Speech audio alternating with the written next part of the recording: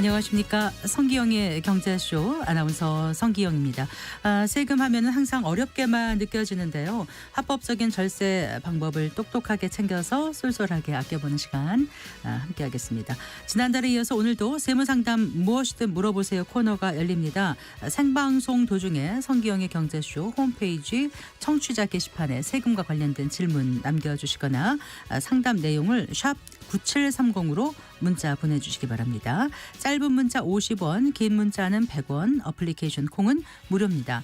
또 실시간으로 전화상담 원하시는 분은 서울전화 02-368국에 1002번, 1003번으로 전화 주시면 안수남 세무사가 명쾌하게 답변해드리겠습니다. 서울전화 02-368-1002번, 1003번입니다.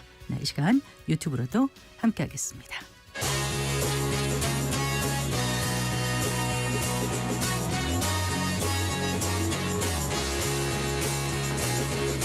경제 시야를 넓혀드립니다. 투자의 지름길을 안내합니다. 돈 되는 정보를 발견하는 시간. KBS 1라디오 경제쇼.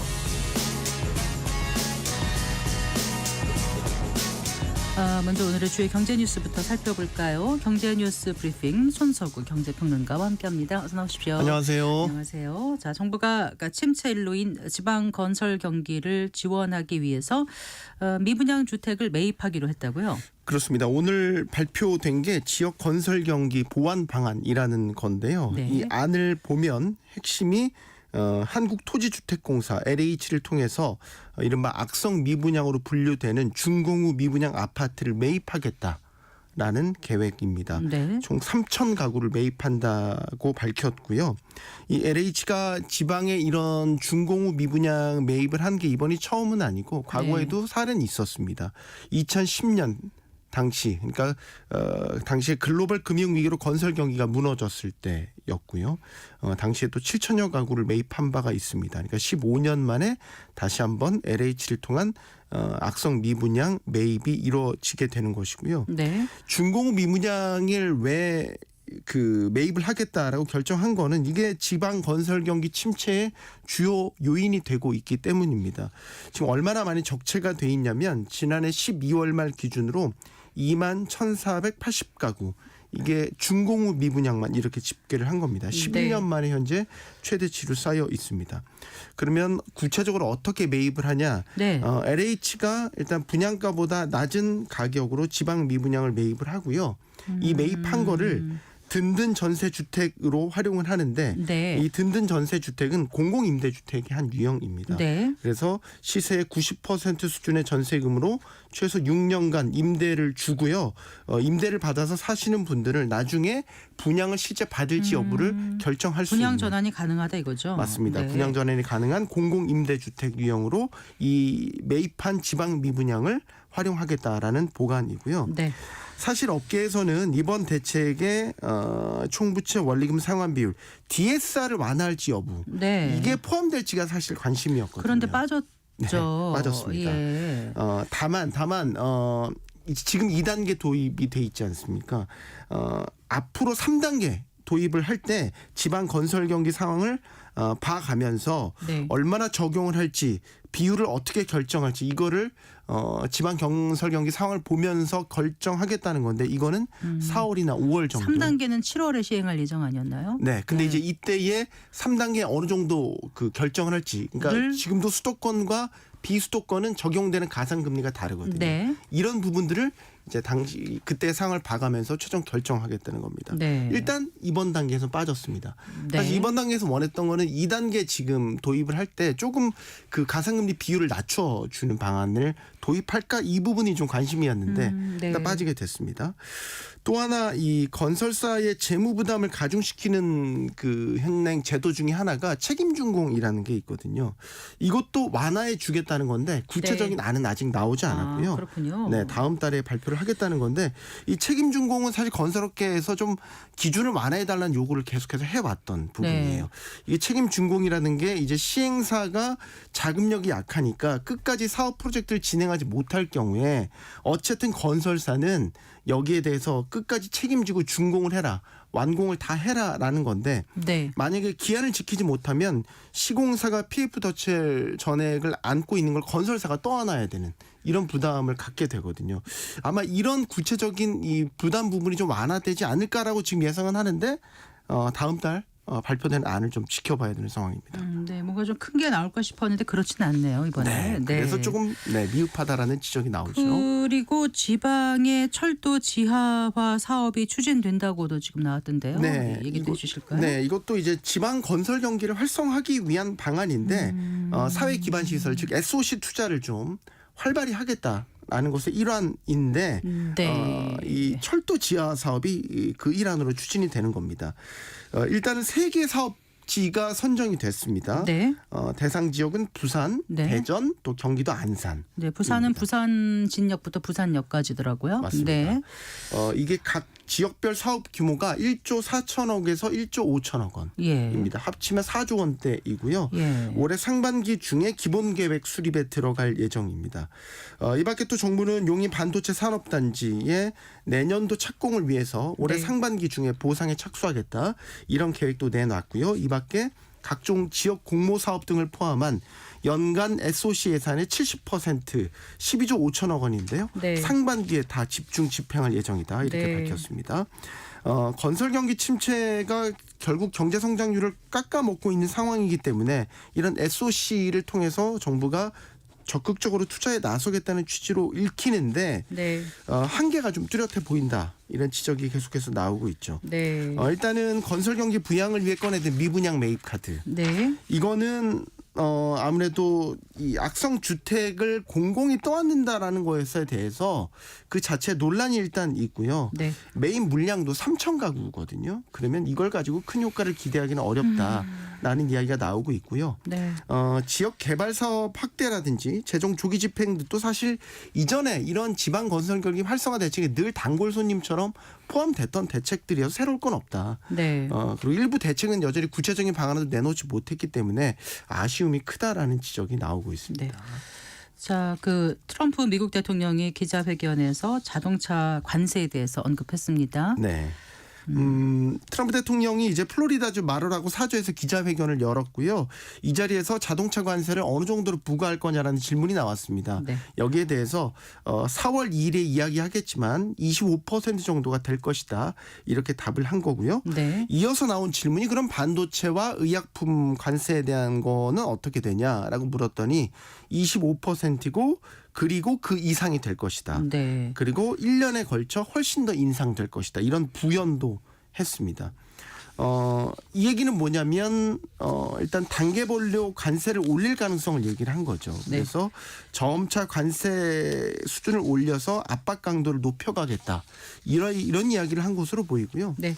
트럼프 대통령은 또 그 시간을 좀 주겠다라는 이야기도 해요. 그러니까 미국으로 와서 여기에 공장을 두면 관세가 없기 때문에 우리는 그들에게 시간을 주고 싶다. 약간의 기회를 주고 싶다. 이런 말을 덧붙였거든요. 그러니까 지금 4월 2일에 나 발표할 거야라고 시점을 못 박아놓고 관세 발효까지는 일정 시간을 두겠다라는 얘기고 아까 1년 이야기를 했으니까요. 그리고 그 시간 안에 기업들이 생산 거점을 미국으로 옮겨와라. 네. 이런 이야기인 거거든요.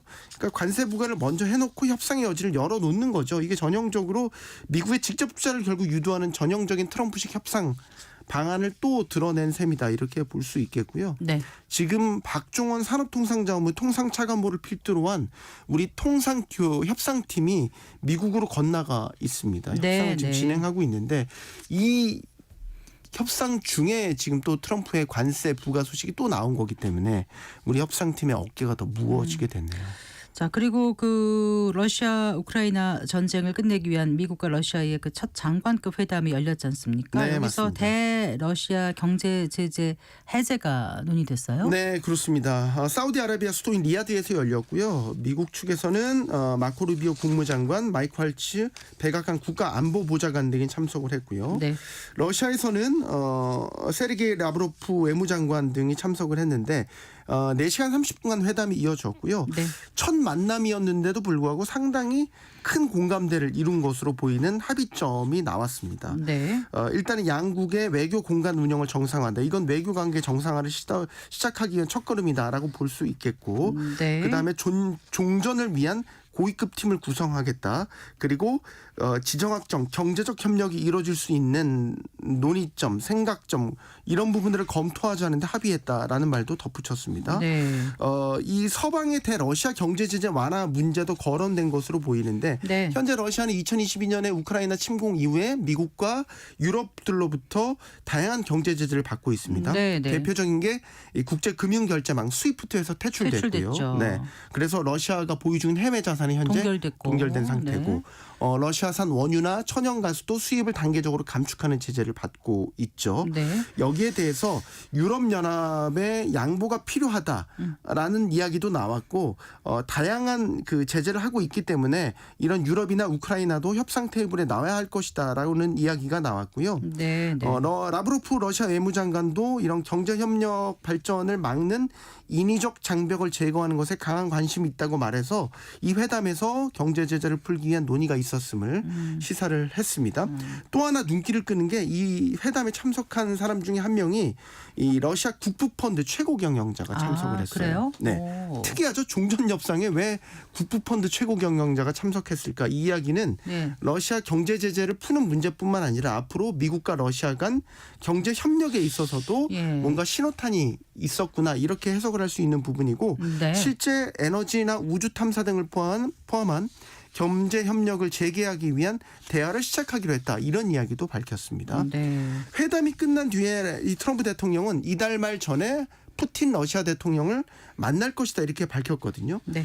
종전 협상이 미국과 러시아 양국을 중심으로 속도감 있게 진행될 것임을 시사하는 것으로 풀이됩니다. 하지만 또 다른 당사국인 우크라이나와 유럽은 이번 협상 내용을 두고 강하게 반발하고 있더라고요. 그렇죠. 네. 종전 협상인데 정작 당사자인 우크라이나가 빠졌습니다. 유럽도 네. 빠졌고 당연히 이런 패싱에 대해서 불만을 가질 수밖에 없고 이대로는 두고 볼 수 없다라는 분위기가 팽배했습니다. 네. 드미트리 젤렌스키 우크라이나 대통령 같은 경우도 강한 불만을 드러냈고요. 네. 네. 유럽은 오히려 대러시아 제재를 강화하겠다는 이런 입장도 나타냈습니다. 네. 잘 들었습니다. 고맙습니다. 감사합니다. 네, 경제뉴스 브리핑 손석우 경제평론가와 함께했습니다.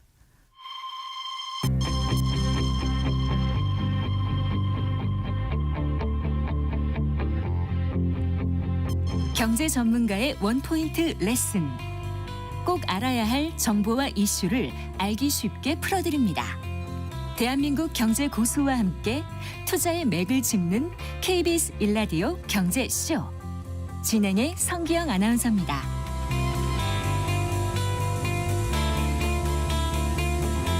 네, 4시 18분입니다. 자, 세무상담 무엇이든 물어보세요 코너 순서입니다. 생방송 도중에 성기영의 경제쇼 홈페이지 청취자 게시판에 세금과 관련한 질문 남겨주시거나 상담 내용을 샵 9730으로 문자 보내주시기 바랍니다. 짧은 문자 50원, 긴 문자는 100원, 그리고 어플리케이션 콩은 무료입니다. 실시간으로 전화 상담 원하시는 분은 서울 전화 02에 368국에 1002번과 1003번으로 전화 주시면 안수남 세무사가 명쾌하게 답변해 드리겠습니다. 서울 전화 02에 368에 1002번, 1003번입니다. 네, 오늘도 세무법인 다솔의 안수남 대표 세무사 스튜디오에 모셨습니다. 반갑습니다. 네, 반갑습니다. 네, 안녕하세요. 네. 최근에 국회를 중심으로 상속세 완화에 대한 논의가 다시 지금 수면 위로 올라왔습니다. 네. 이번에는 불씨를 지핀 쪽이 야당이었잖아요. 예. 어떤 내용인지 좀 소개를 해주세요.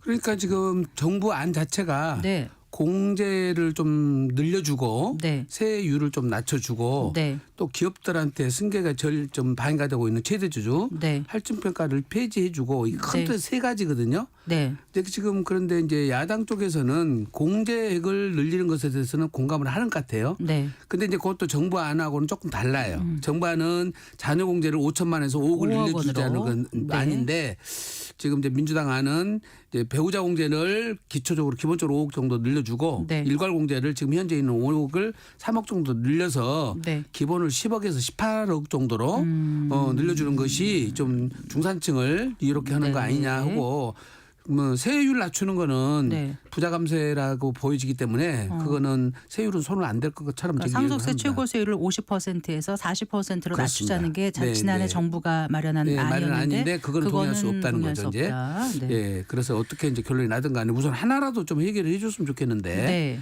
예, 지금 현재 지금 임시국회가 열리고 있는데 이거 지금 상속세는 좀 안 올라온 것 같아요. 안은. 작년에 예. 그 정부안이 나왔다가 계속 이제 기대를 하게 했는데 네. 결국은 이제 무산이 됐지 않습니까? 그렇습니다. 근데 예. 이번에 또 다시 또 얘기가 나오는데 네. 다시 또 아무것도 안 되면 맞아요. 괜히 이거 희망 고문만 희망 고문 하는 거 시키는 아닐까요? 거고. 네. 대상이신 분들은. 네, 맞습니다. 예. 그 상속세 개편의 핵심은 이제 여당 쪽에서는 특히 기업 승계 부담 완화라고 강조하고 있지 않습니까? 네, 네. 이 부분 세무사님 어떻게 생각하세요? 사실은 지금 기업하시는 분들이 지금 어떻게 보면은 상속이 두 번 이루어져 버리면 네. 50% 그렇게 네. 해서 세금 내고 나면 남는 게 뭐가 있냐는 거죠. 그러니까 지금 3대를 못 간다는 게 지금 우리나라 세제 체계에서는 네. 예, 그렇게 지금 바라보고 있어서 네. 중소기업들은 사실 심각하죠.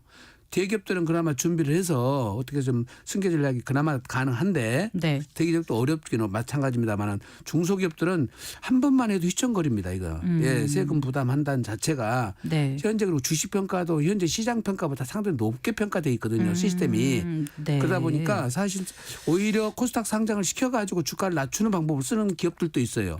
현행 세법상 평가액이 너무 높기 때문에 그래서 높게 평가되는 데다가 세율도 높아버리니까 세부담이 감당이 안 되는 거고 네. 또 가업 상속 요건이 굉장히 까다로워요 생각보다. 네. 그러니까 거기에 요건이 안 돼서 일반 세율로 적용받는 분들이 꽤 많다 보니까 예, 기업 하시는 분들한테는 진짜 큰일이죠 사실은. 네. 네. 우리 상속세 최고 세율이 30억 원 초과가 50%인 거잖아요. 그렇습니다. 네, 이거 그러면은 세계에서 뭐 두 번째로 높다 이런 평가가 나오는데. 일본은 55%지만 그거는 유산 취득세거든요. 네, 네. 체계가 저희는 유산세 체계고 네. 전체 상속세에 대한 세율이 50%고 그거는 네. 나눈 각자 것에 받는 대한 것에 대해서. 55%이기 때문에 네. 실질이 우리나라가 제일 높고 그렇군요. 그다음에 지금 주식에 대해서 최대 주주 할증 평가로까지 따지면 저희는 60%가 되거든요. 네. 너무 과혹하죠. 사실. 애초에 이게 상속세율이 정해진 게 99년인가요? 99년에 시행해서 2000년부터 시행됐던 거니까 네. 지금 35년째가 시행되는 아니 법이거든요. 25년째죠.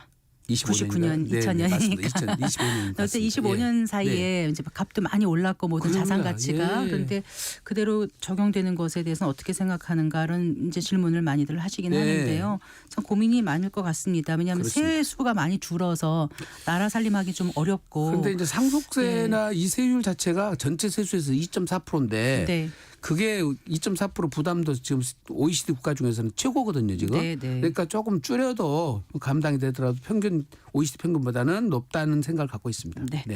알겠습니다. 네. 이제 그 세무 상담 직접 들어가 보도록 하겠습니다. 생방송 도중에 실시간 전화 상담 원하시는 분은 서울전화 02-368-1002번 1003번으로 전화 주시면 즉문즉답 명쾌하게 상담해 드리겠습니다. 일단 강종대 님께서 질문을 해오셨어요. 네.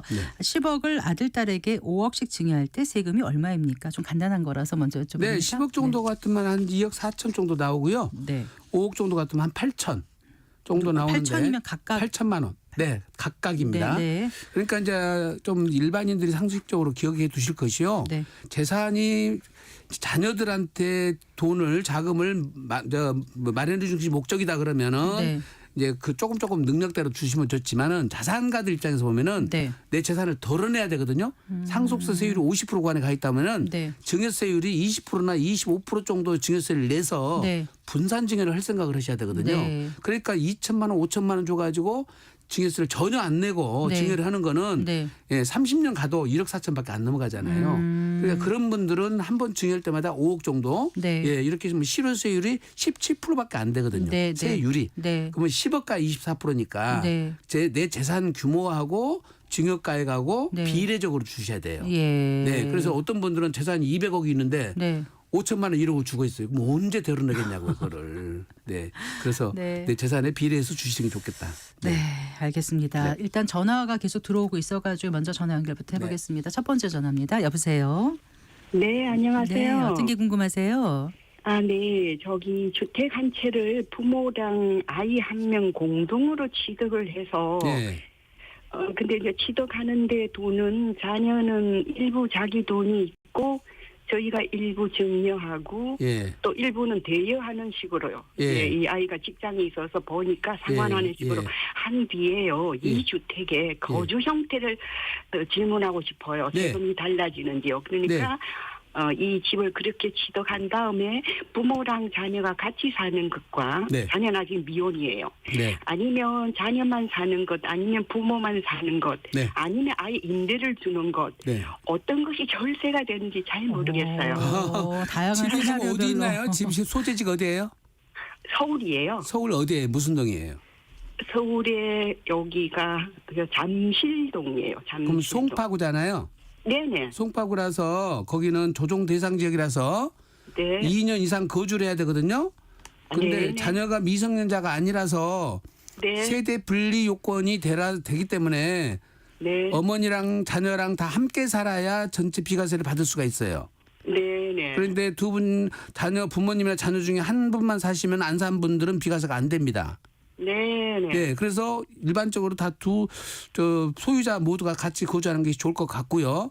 네. 장기 보유 특별공제도 거주 여건 기본 2년은 채워야지. 네. 예, 저기 공제율 자체가 2%에서 4% 올라가거든요. 네. 그래서 부모님과 자녀가 함께 거주하는 것이 가장 절세 방법입니다. 아, 네. 네. 그리고 2년 뒤에는 어떤 팔 수도 있군요. 그런데 그 가격이 얼마인가요? 가격대가? 글쎄 한 실거래가 말고 한 지금 상금액이 얼마냐고 취득가액이요. 취득 금액이 12억이요. 취득액이면 이제 거기서 오른다 하더라도 한 20억 정도 오른다 하더라도 네. 2년 거주만 하면 세부담은 높지는 않아요. 2년만 네. 거주를 하세요. 네. 네. 간단하게 네, 감사합니다. 12억에서 지금 20억이면 많이 오른 거긴 한데 많이 올라갔는데 8억이 올랐는데 네, 거기에 대해서 1세대 얼마 되지 1주택? 않는다는 게 어떻다는 거예요? 어느 정도 나오길래 얼마 안 나온다는 그게 말씀이세요? 이제 4분의 3이 비과세가 되고 네. 4분의 1이 과세가 되기 때문에 8억에 대해서 네. 4분의 1이 4분의 과세. 네네. 네. 그래서 가액 자체는 높지를 않아서 네. 장기 보유 특별공제가 네. 이제 4%짜리 그다음에 네. 2년 거주하면 8%가 되거든요. 네. 그래서 그 세부담은 그렇게 크진 않은데 제가 볼 때 1인당 한 1억 미만일 것 같아요. 지금 장기 보유 특별공제 연한을 다 채웠을 때 기준으로 한 말씀하신 5년 건가요? 정도만 보유했다고 5년 정도 보더라도. 보유하시면 네, 네. 거주 1년당 4%, 네. 그다음에 보유 보유 1년당 4%인데 거기에 또 2년 거주하면은 예. 비과세 요건인데 비과세는 12억 초과하면 비과세 요건이 중요한가요? 그것도 12억까지만 비례적으로 네. 비과세가 되고 네. 12억 초과분은 네. 과세가 되기 때문에 네. 20분의 12는 비과세, 네. 20분의 8은 과세돼요. 네. 그중에 장독공제를 한 다음에 네. 또 둘이 2분의 1씩 나누니까. 네. 그래서 누진공제 또 늘어나서 네. 그래서 잘 해놓으신 거죠. 어떻게 네. 보면 공동소유 하신 네, 거는. 많이 고민을 하시고 이렇게 좀 네. 해놓으신 것 같습니다. 그렇습니다. 네. 예. 전화 하나 더 연결돼 해볼게요. 여보세요. 네, 여보세요. 말씀해 주십시오. 네, 안녕하세요. 네, 안녕하세요. 예, 제가 네. 동고주택 상속 공제가 되는지 한번 말씀드리고 싶은데요. 예. 네, 아버지께서 작년 12월에 돌아가셨고요. 예. 그리고 비조정지구에 서울에 아파트 하나가 있어요. 예. 근데 저는 성인이고 무주택자고 예. 태어나서 계속해서 부모님하고 같이 거주했었어요. 예. 근데 아버지께서 아프기 시작하면서 다른 자녀가 예. 그러니까 제가 부모님 두 분을 다 모시기 어려우니까 예. 아버님을 주민등록을 이전해서 예. 모시고 가서 거기에서 입원도 하고 통원치료하면서 지내시다가 예. 24전에 돌아가셨고 네. 어머니는 그 전에 돌아가셨거든요. 네. 그래서 제가 아버지하고 주민등록이 떨어져 있는 기간이 약 6년 정도 되는데 네. 이게 그 AL 규정에 지속적인 질병 치료에 해당돼서 네. 동거주택 공제가 되는지 어쩐지 궁금해서요. 오, 그 특이한 케이스인데요. 네. 지금 제가 여기서 즉답을 좀 해드리기는 곤란하고 예외적인 규정이 있긴 한데 지금 네. 질병 치료 목적으로 오빠가 모셔간 거예요? 네. 그러면 어떻게 치료를 하셨나요, 오빠가? 거기에서 집에 계시면서 통원 치료하고 또 입원도 몇 번 하셨어요. 그러니까 거기에 또 치료를 거기에 오빠가 모셔가야만 치료할 수 있는 부득이한 사유가 있었나요? 아니면 따님이 모시고 치료하는데 불편함이 있었나요? 이제 부모님이 두 분이 다 계셨는데 네. 어머님도 좀 아프시기 시작했어요. 네, 네. 그래서 아버님도 아프셨고 아버지는 그 전부터 아프셨고 어머니가 네. 또 아프시기 시작해서 제가 두 분 다 모시기 어려워서. 어쨌든 그 상황은 그거는 법에서 허용하는 범위는 아닐 것 같긴 해요. 혹시라도요. 네. 만약에 이제 뭐 경도 인지장애라든가 네. 이게 발전돼서 치매로 이어진다든가 해서 네. 두 분을 모시기 어려워서 네, 어떤 네. 질병 진단 같은 게 있었더라면 네. 그거는 인정받을 수 있지 혹시 않나요? 말이에요. 사례가 이게 특이한 사례라서 제가 이것이 된다 안 된다고 딱 답변 드리기는 곤란하고 제가 네네. 전화번호를 제가 확인해가지고 네네. 방송 끝나면 개인적으로 그런 답변을 드릴게요. 네. 예, 감사합니다. 이게 좀 네. 복잡한 상담이라서 네, 네. 다른 분들 네. 위해서 일단 네. 이분 전화는 정확히 끊도록 상담을 해드려서요. 하겠습니다. 네. 그래요. 차분한 상담 예. 드리겠습니다. 예. 다른 상담 들어온 것도 소개를 해드리겠습니다. 닉네임 GN670님께서 이런 사연 주셨습니다. 현금의 증여 한도와 세율을 알려주십시오. 그리고 현금 증여를 하려는데 이 경우에 부동산 증여와 합산 과세가 되나요? 또한 부동산 증여와 상속의 경우 개별 과세 되는지 합산 과세 되는지요. 또 재산 증여와 상속 시 절세 방법을 알려주십시오. 약간 좀 뭉뚱그려서 질문 주신 것 같기도 하고 네. 아주 그냥 기본적인 질문이신 것 같기도 우선 한데. 현금 네. 증여 한도는 없어요. 그러니까 이제 1억을 줬다 그러면 5천만 원 공제해서 1억 미만까지는 세율이 10%. 네. 그다음에 5억까지는 20%, 10억까지는 30%. 네. 이렇게 각각 구간별로 세율이 적용되는 것이지 네. 현금 증여 한도는 없다. 두 번째는 현금 증여를 하면서 부동산 증여가 기입 증여한 것이 있으면 요거는 각각 합산돼요. 네. 증여에 대해서는 자산 종류별로 한 게 아니라 네. 수증자, 증여자 동일인 때는 네. 다 합산시키는 거예요. 아. 이게 증여자가 달라지면은 합산이 안 되는 거예요. 네. 그 대신 어머니 아버지는 수증자는 증여 받는 사람, 그렇습니다. 증여자는 증여 한 사람. 한 사람. 네. 근데 어머니와 아버지는 한 사람으로 봐요. 부모는. 그렇군요. 그 대신 할아버지 할머니는 네. 어머니와 아버지 다르니까 네. 직계 존속이지만 네. 부모님이 준 것과 할아버지 준 거는 따로따로 과세를 해요. 따로. 네. 그래서 증여자를 다르게 증여를 하는 것이 그럼 할아버지가 유리한 손주한테 줄 때하고 아버지가 자녀한테 줄 때 네. 그럴 경우는 세율이 달라집니까? 그건 각각이에요. 각각이에요. 예, 구간별로 각각 적용하니까 네. 부모님 할아버지 할머니가 부동산을 준다. 그러면 증여세는 아버지가 납부를 해줘야지 네. 유리한 거죠. 네. 할아버지가 또 세금을 내주면 합산돼 버리니까. 네. 그러다음에 이제 지금 증여와 상속은 별개예요.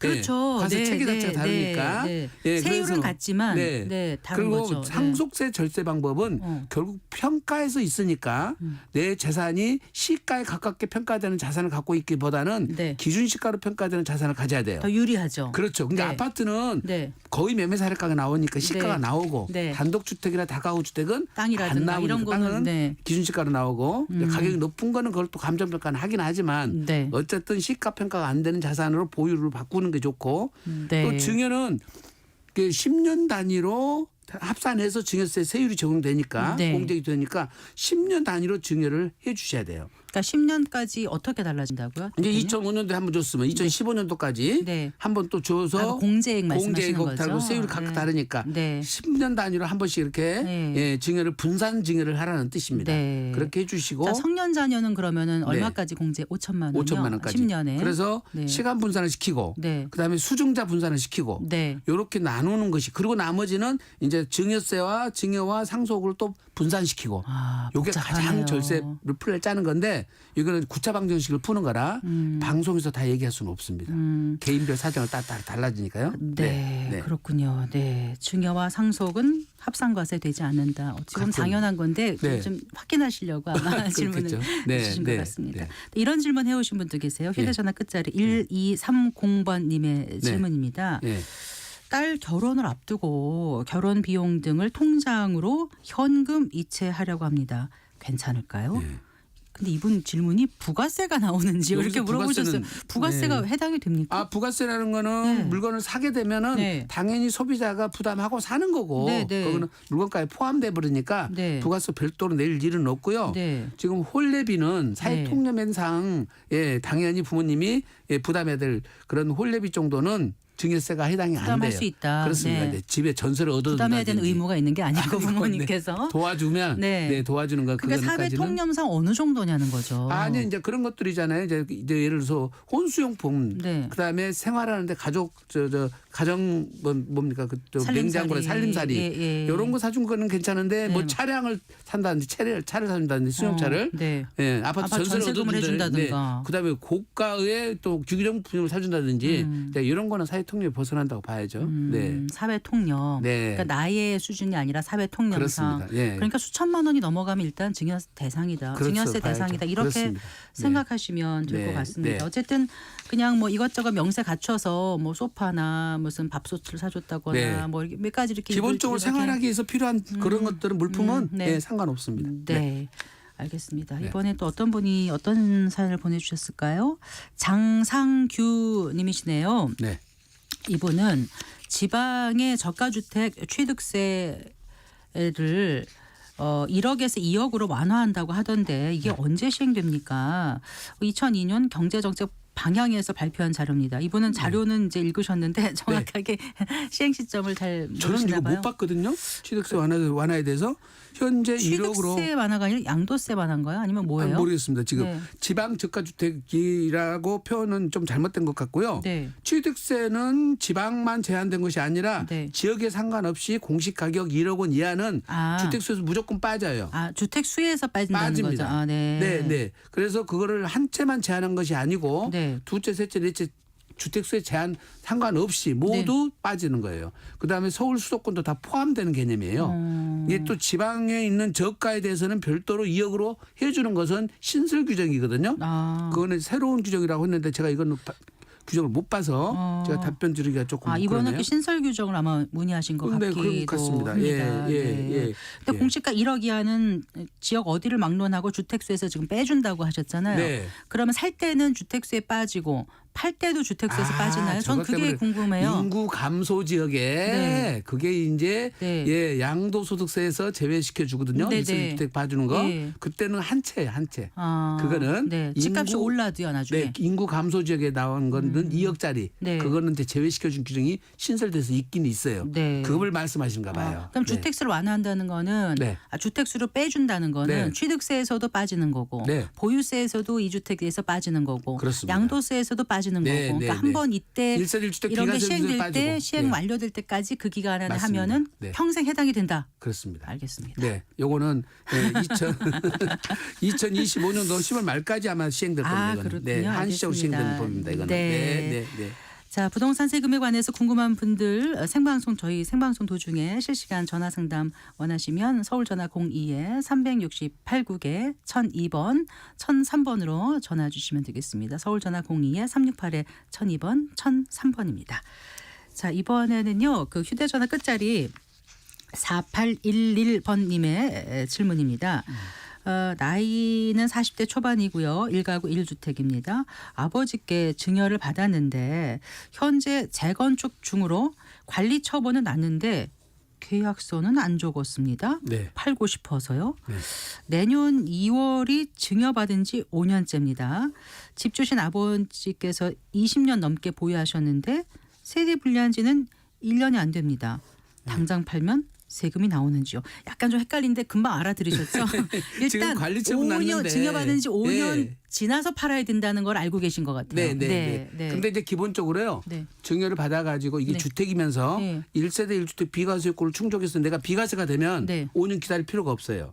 어머나 그런 겁니까? 네. 그거는 내가 비과세 요건이 충족했으니까. 네. 그럼 기다릴 필요가 없는 건데 네. 관리처분이 났는데 계약서를 작성 안 했다 이 말은 지금 관리처분 났는데 분양 신청을 원래 해야 되는데 네, 네. 분양 신청을 안 하셨다는 의미로 받아들여지거든요. 그런데 관리처분 나기 전에 분양 신청을 미리 하는데 네. 왜? 순서가 앞뒤가 안 맞으실 말씀을 하고 계세요. 네, 관리처분 전에 분양 신청을 하고 관리처분이 떨어지면은 평형이 결정되는 것이 나중에 결정된다는 뜻인데 네. 아마 조합원 분양계약서를 작성 안 했다 이 뜻 같아요. 그럼 조합원 분양계약서 작성이 안 됐으면 안 됐어도 사는 사람이 이 조합원 지위를 승계받을 수 있나요? 수 있습니다. 그러니까 조합원 분양계약서는 나중에 작성될 거고 그다음에 이거는 조합원 입주권으로 변환이 됐어요 이미. 네. 주택이 아니에요. 네. 중요한 거는 12억 이하면은 관리처분이 나면 주택이 아닙니까? 네, 주택이 아닙니다. 사업시행 인가까지는 주택이고 예, 예. 관리처분이 나면 주택이 나면은 아니에요. 그때는 조합원 입주권이 돼서 권리로 바뀌어 버려요. 멸실이 안 돼도. 네, 네. 그래서 양도소득세가 장기보유 특별공제가 안 되기 때문에 네. 12억이 넘어가는 주택이라면 비과세 되더라도 세금이 많아져 버려요. 큰일 납니다. 예. 예. 그러니까 본인이 얼마에 파는가를 보셔가지고 12억이 안 넘어가면 어차피 비과세라서 네, 상관이 없어요. 없는데 네. 12억이 넘으면 네. 네. 지금 장기보유 특별공제를 못 받거든요. 입주권에서 발생한 양도 차익은 그래서 세금 차이가 많이 나요. 그래서 중요한 건 재개발적 건축은 지금 준공 전에 팔거나 네. 준공 난 다음에 파는 것하고 세금 차이가 많이 나고 관리처분 전에 파는 것하고 관리처분 난 다음에 파는 것하고 세금 차이가 또 많이 납니다. 네, 이분은 네. 이제 얼마 정도 가액인지 안 써주셔서 정확하게 상담은 어렵겠습니다만은 언제쯤 하시는 게 그럼 이분한테 유리할까요? 현재 매도 가액을 확인하시고 네. 세무사님한테 상담 받으셔야 될 것 같아요. 잘못 판단하면 큰일 나거든요. 아, 그렇군요. 네. 알겠습니다. 네. 자, 전화 들어와 있습니다. 연결해 볼까요? 여보세요. 여보세요. 네, 어떤 게 궁금하십니까? 네, 안녕하세요. 네, 안녕하세요. 네, 안녕하세요. 네. 네, 1가구 2주택자인데요. 예, 예. 서울에 예. 소형 빌라를 하나 예. 가지고 있고 대전에는 아파트를 가지고 있는데요. 예. 지금 이제 11월에 결혼을 해야 돼서 서울에서 살아야 하거든요. 예. 그래서 이제 신혼 청약도 하고 싶고 해가지고요. 예. 예. 그래서 이제 대전 아파트를 정리하려고 하는데 만약에 정리를 하면 그게 이제 아파트가 빌라는 4년 됐고 매입한 지 아파트는 3년 됐는데 네. 아파트가 이제 저희가 이거 리모델링을 했기 때문에 이제 가격이 이제 오른 거예요, 조금. 네. 그래서 그거를 가격은 얼마 안 되는데 팔면 둘 중에 어느 게 더 양도 차익이 많아요? 이익금이? 서울 것이 더 많아요? 대전 것이 더 많아요? 이익금은 빌라가 더 많아요. 서울 빌라도 빌라가. 많아요? 그러면 무조건 네. 대전 것부터 먼저 처분하셔야 돼요. 아, 대전 걸 이제 네. 정리를 하면은 네. 선생님 하나 여쭤볼게요. 저기 혹시 정리를 이제 올해나 내년에 한다고 하면 예. 대전 거를 정리를 한다고 하면 네. 빌라는 요즘 서울에 소형 빌라 특공을 받을 수 있다고 그래가지고요. 특공이라뇨? 무슨 특공? 무주택자 자격. 아, 청약. 이게 할 때. 청약에서 그 청약에서 말씀이세요. 예. 예, 세법상으로는 그건 주택수에 들어갑니다. 세법상으로. 그러면은 정확하게 이거를- 궁금한 게 뭐세요? 네. 네, 예. 대전 거를 정리를 했었을 때도 네. 기간이 얼마 정도 되면 그럼 무주택자 그러면 지금 되나요? 질문하신 것이 청약에 네. 대한 것 같아요. 저희가 지금 세무 상담을 하고 있어서 아, 예. 청약에 관한 부분은 제가 잘 전문가 아니라서 아, 네, 그쪽 전문가 분한테 여쭤보셔야 될 것 예, 같습니다. 그러면 네. 한 가지 더 여쭤볼까요? 네. 네, 그러면 대전 거 먼저 네. 그게 늦게 샀어도 네. 뒤에 샀어도 먼저 네. 이게 그걸 먼저 이제 매도를 해야 된다는 말씀이죠? 세금을 적게 내시려면 세금 네, 네. 양도 차익이 적은 걸 먼저 파시고 양도 차익이 네. 많은 걸 나중에 파서서 비과세를 받으셔야 되니까. 어쨌든 이분은 2주택자면은 양도소득세 중과가 되는 건가요? 유예가 요즘 내년까지 네. 중과세가 그럼 아니고 최대 양도소득세는 몇 %죠? 35%인가요? 최고로 45%인데 그 45% 정도는 안 인가요? 갈 것 같고요. 네. 차익으로 봐서. 예. 그다음에 지역으로 봤을 때는 네. 둘 다 중과세 대상 지역은 아니라서 네. 중과세는 걱정 안 하셔도 됩니다. 네. 일단 양도 차익이 적어야 세금이 네. 적으니까 대전 아파트가 양도 차익이 적다고 생각하시면 그걸 먼저 처분하시는 게 좋다는 게 세무사님의 판단이십니다. 이해되셨으라고 생각하고요. 다음 전화 연결해 보겠습니다. 여보세요. 네, 여보세요? 네, 말씀해 주시겠습니까? 예, 재건축 아파트를 청산하려고 하거든요. 예. 근데 아파트가 또 한 채 있어요. 예. 그래서 어느 것을 먼저 팔아야 양도세가 적게 나오는지. 앞에서 말씀드린 것처럼 기본적으로 양도 차익이 적은 것을 먼저 파시고 예, 예. 양도 차익이 많은 것을 나중에 파셔야 되는데 예. 재건축 아파트를 청산하신다 이 말은 조합원주의를 유지 안 하고 예, 예. 현금 청산 받으신다 이 말씀인가요? 예, 예. 그러면 둘 중에 차익이 적은 거를 먼저 파세요. 근데 어떤 세무사님이 네. 이게 재건축 아파트는 뭐 중과세가 되기 때문에 지금 중과세가 없는데요. 내년 5월 9일까지는. 그리고 이 재건축 아파트가 저들 부부 공동명이거든요. 네. 그리고 저들 이거 관리 처분 나온 날짜가 예. 2020년 7월 15일이고요. 관리처분 났으면 지금 입주권으로 바뀌었잖아요, 이미. 예, 예. 네. 그래서 그럼 현금 청산 대상이 아닌데요, 그러면? 예? 현금 청산 대상이 아니시라고, 사모님은. 잘못 알고 계세요. 아니요, 저거를 저들이 다른 사람하고 공동명의가 돼 있는데 그 다툼이 생겼었어요. 어떤 게가? 재건축 아파트가요? 예, 예. 그것이 그래서 저기 조합에서 소송을 한 상태거든요, 지금. 어쨌든 간에 제3자하고 공동 소유하고 있는 이걸 하나 갖고 있고 예. 아파트 또 한 채가 따로 있다 이 말씀이죠?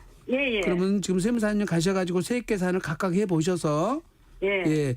유불리를 따져보셔야 되는데 재건축 예. 아파트 관리처분 계획이 떨어진 상태에서는 조합은 입주권으로 변환됐기 때문에 양도소득세가 의외로 많이 나올 수도 있어요. 거래가액이 얼마인지는 모르니까 거래가액 가지고 다 비교를 해보셔야 돼요. 취득가액이랑.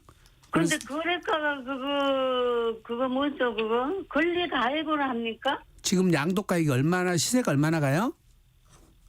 한 12억 정도요. 12억이요. 12억 예. 정도 가면은 1세대 1득 되면은 비과세가 돼서 예. 문제는 없을 것 같은데 이거 재건축 아파트 몇 년도 사셨어요? 저거 재건축은 안 살고요. 아니 언제 사셨냐고 사시기를 취득을. 2017년 7월 17일. 2017년 7월 17일이니까 거주 요건이 필요 없는 기간이었거든요. 예. 그러니까 보유 2년만 넘었으면은 비과세 되니까 예. 지금 재건축 아파트하고 지금 아파트 한 채 가지고 있는 것하고 둘 중에 양도 차익이 많은 것을 나중에 파시고 예. 적은 것을 먼저 파세요. 네. 예, 예. 네. 네. 예, 알겠습니다. 네. 네, 네. 다음 전화 연결해 보겠습니다. 여보세요. 여보세요. 여보세요? 말씀해 주십시오. 네. 저기 다른 게 아니고 네. 아파트를 가지고 있고요. 예, 예. 그 소형주택을 아직 그 준공이 떨어진 건 아닌데 소형주택을 지어서 준공을 떨쳐서 예. 가지고 있으면 나중에 아파트도 팔 때 비과세 적용을 받고 소형주택도 나중에 마지막에 이제 그 소형주택을 마지막에 팔 때도 비과세 적용을 받는 건지 네. 그게 궁금해서요. 소형 주택을 지금 신축 중이세요? 신축한 것을 분양받으신 거예요? 아닙니다. 저희가 땅을 매매해서 신축 중이에요. 아직 준공이 안 났고요. 근데 지금 봄에 날 건데 면적이 얼만데요? 면적이 18평, 그러니까 60제곱미터 이하인 것 같긴 한데요. 예. 근데 이게 그 경기도 요즘대 좀 다르다고 해가지고 예. 소형주택이라든가 농가주택이라든가 이런 기준을 정확히 모르다 보니까 이게 누구는 이제 대상이 된다. 기존에 살고 있던 아파트를 처분하고 그 소형주택에 이제 부부가 같이 가서 살면 기존에 있던 아파트를 팔 때 양도세가 나온다고 그러는데 안 나올 것 같은데 나온다고 해서 잘 몰라가지고요. 지금 소형주택 신축 매입은 우리 세법에 나와 있는 매입으로 돼 있거든요. 이게 지금 근데 이게 신축 토지하고 건축물하고 합치면 금액이 토지가액이 2억, 건물 지은 게 한 2억에서 4억이잖아요. 네. 소형주택이지만 네. 금액 제한은 없는 건지. 제가 지금 그 요건 자체를 정확하게 제가 봐야 되겠지만은 제가 지금 기억하기로는 신축 소형주택을 매입한 경우에 최초로 매입한 경우에 세제 혜택을 주도록 돼 있는데 이번 매입이 아니라 지금 직접 본인이 지으시는 직접 거잖아요. 지었다고 그러니까 네. 지은 것까지 네. 포함되는 건가는 제가 좀 한번 확인해서 답변을 드려야 될 것 같은데요. 그런데 이것이 이제 1세대 1주택 비과세에서 제외해 준다고 그랬을 때는 이 주택수를 빼주는 거예요. 주택수에서. 그러니까 네. 아파트 한 채 갖고 있는 상태에서는 아파트는 항상 비과세 되는 거고 일반적으로는 주택을 취득하고 3년 안에 기존 주택을 팔아야 되잖아요. 네. 그런 그렇죠. 적용을 안 받는다는 뜻이거든요. 그러면 20년 살고 이 집도 소형주택도 가지고 있고 지금 한 10년 더 살고 네. 그 이후에 아파트를 팔아도 양도세는 없다는 지금 거죠. 말씀드린 대로 특례주택 요건에 해당되면은 네. 그런 세제 혜택을 네. 주는데 제가 기억하고 있는 것은 매입만 지금 그 세법의 요건을 두고 있는 걸로 알고 있는데 신축까지 포함되는 것인지는 제가 더 세밀하게 한번 봐야 될 것 같아요.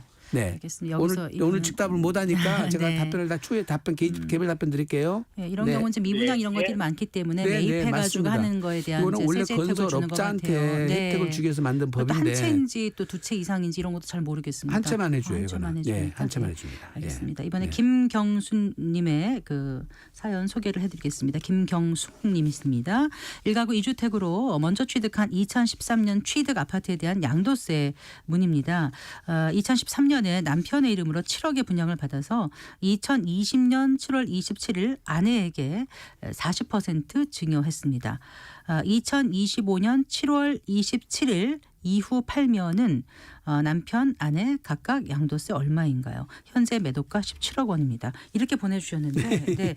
이게 왜 5년을 기준으로 삼고 하시는 것 같아요? 왜 이율과세 그러셨을까요? 때문에 그런 건데 네. 아까 말씀드린 대로 1세대 비과세가 되면 이율과세는 사실상 고려 안 해도 되는데 네. 이제 문제는 취득가액을 적용받으려면 5년이 넘어야 되거든요. 네. 제일 중요한 건 2020년 7월 27일 날 평가액이 나와야 되는데 네. 평가액이 안 나와서 정확한 세금은 모르겠지만은 지금 10억이라고 가정하면 네. 7억이 분양돼서 20년에 10억 됐고 25년에 17억이 됐어요. 판다면 네. 제가 계산해 보니까 남편이 한 2억 8천 되고요. 네. 아내는 약 8,500만 원 정도 돼요. 아. 이게 중간에 한번 이렇게 증여를 해준 것이 네. 세금 절세 효과에서 굉장히 큰 거죠. 네. 예, 취득 그래서 금액이 다시 올라가 있는 올라가서 상태에서 그렇습니다. 다시 하니까 양도세가 그렇습니다. 줄어드는 줄어드는 효과가 거예요. 있는 거죠. 네. 그 대신 네. 또 이제 이럴 때는 5년이 지나야 되는데 네. 현재 법은 10년으로 바뀌었어요. 이제. 그렇죠. 예, 네. 예. 옛날에는 5년이었어요. 네. 이제 지금은 10년으로 바뀌었다. 알겠습니다. 네. 네. 다음 사연은요. 휴대전화 끝자리 4997번님의 질문이에요. 네. 서울에 공시지가 8천만 원 빌라와 천안에 공시지가 7천만 원 아파트가 있는데 네. 만약에 서울에 3억 원의 아파트를 산다면 취득세는 얼마나 나올까요? 네. 이렇게 질문을 주셨어요. 이 저가주택은 주택수에 다 빠져버려요. 아. 그러니까 1세대 1주택자로 봐서 이분의 경우는 1.1% 내지 1.2%만 내시면 됩니다. 아까 저가주택이라는 것은 이제 1억 미만의 주택을 살 경우에 해준다고 하셨는데 아, 보유한 것도 빠지는 거예요. 보유한 것도 빠져요. 네, 네. 아, 그러면 네. 지금은 이분은 세법상으로는 무주택자로 간주가 되는 거예요? 그렇습니다. 아, 네, 알겠습니다. 주택수 다 빠져버리니까. 그럼 3억 원 미만이면 취득세율은 어떻게 됩니까? 1.1%에다가 네. 이제 서브까지 따지면 1.1%입니다. 알겠습니다. 그러면은 크게 부담은 없으시겠네요. 그렇습니다. 300만 원 정도, 네, 330만 원 정도 그렇습니다. 되시겠네요. 예, 예. 자, 이번에 청취자 게시판에 올려주신 고연일님의 사연입니다. 조금 복잡한데요. 21년 6월에 땅을 사고 22년 9월에 상가주택을 준공해서 현재까지 살고 있는데 5년을 살 경우에 양도세율이 얼마나 되는지 궁금합니다. 동탄 2지구내 3층짜리 상가주택이고요. 대지면적 80평, 건폐율 60%, 연면적 120평 중에서 상가가 30%, 주택 비율이 70%입니다. 주택은 주인 세대, 투룸, 쓰리룸 이렇게 세 가구인데 주인 세대에 직접 살고 쓰리룸, 투룸에는 세입자가 살고 있고 1층 상가도 직접 운영하고 있는데 앞으로 2년 더 살고 5년째 되는 2027년에 매도한다면 네. 각각의 양도세율이 궁금합니다. 토지, 상가, 주택 각각의 양도세율 계산이 가능하실까요? 상가 주택은 자세한 게 나온 게 없어서 계산법이 헛갈립니다. 참고로 토지는 제 명의로 돼 있고 건물은 부부 공동 명의이며 1층 상가는 전체 다 와이프 명의로 사업을 운영하고 있습니다. 복잡해요. 복잡한데요. 네. 세법상으로 아주 간단합니다. 합해서 10억이 안 넘으면 네. 주택이 더 크기 때문에 네. 전체가 비과세 돼 버려요. 오. 이게 뭐 살았냐 안 살았냐 따질 필요가 없어요. 네. 근데 거래가액이 12억이 넘어가면 네. 주택만 비과세가 돼요. 상가는 과세가 돼요. 네. 그러니까 여기서 12억 1천만 원만 써도 그렇거든요. 아. 그러면 세금하고 계산해 봐야 되겠죠? 아. 예, 12억 1천만 원 받는 것보다는 11억 9천만 원 받는 게 유리할 수도 있잖아요. 11억 9천. 네, 네. 그래서 10억이 넘어가면 주택만 비과세가 되고 네. 상가는 비과세가 안 되니까 네. 지금 이제 지방이라서 아. 10억이 안 넘어갈 가능성이 높아요. 그렇죠. 투룸, 쓰리룸 세 네. 가구니까. 네, 만약에 예. 이제 장기보유 10억이 넘어서 장기보유 특별공제를 이제 2년 거주 요건이 필요로 하면 새 자기가 사는 부분만 된 것이 아니라 전체가 다 거주 요건을 충족한 걸 봐줍니다. 그거는. 네. 네. 하나 더 여쭤볼게요. 휴대전화 네. 끝자리 0404번님의 질문입니다. 부부간의 증여는 6억 원까지 비과세인 줄 알고 있는데 9억 원까지 비과세라고 어떤 방송에서 들었습니다. 실제 부부간의 아직까지 증여는 안 바뀌었습니다. 얼마가 맞습니까? 이렇게 물어보셨어요. 아직까지 6억입니다. 6억인데 궁금한 거는요. 네. 남편이 부인한테 6억을 줬어요. 네. 그래서 이제 10년간 네. 6억이 됐어요. 예. 그럼 그 사이에 부인이 남편한테 거꾸로 주는 거는 네. 합산이 돼요, 따로요? 따로따로예요. 따로따로요. 네, 남편은 부동산 주고 아내는 현금 줄 수 있잖아요. 그러니까 둘이 합해서가 네, 아니라 아니에요. 각각입니다. 네. 네. 알겠습니다. 네. 오늘도 긴 시간 수고 많으셨습니다. 네, 고맙습니다. 감사합니다. 네, 네. 세무법인 다솔의 안순남 대표 세무사와 함께했습니다. 세무상담 무엇이든 물어보세요. 마칠 시간입니다. 아쉽게도 저희 세무상담 한 달에 한 번씩 보내드리는 거 알고 계시죠?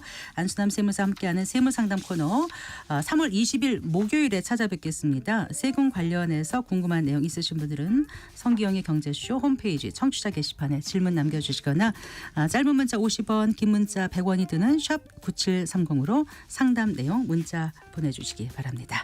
네, 마칠 시간입니다. 성기영의 경제쇼 오늘 순서 여기까지입니다. 아나운서 성기영이었습니다. 고맙습니다.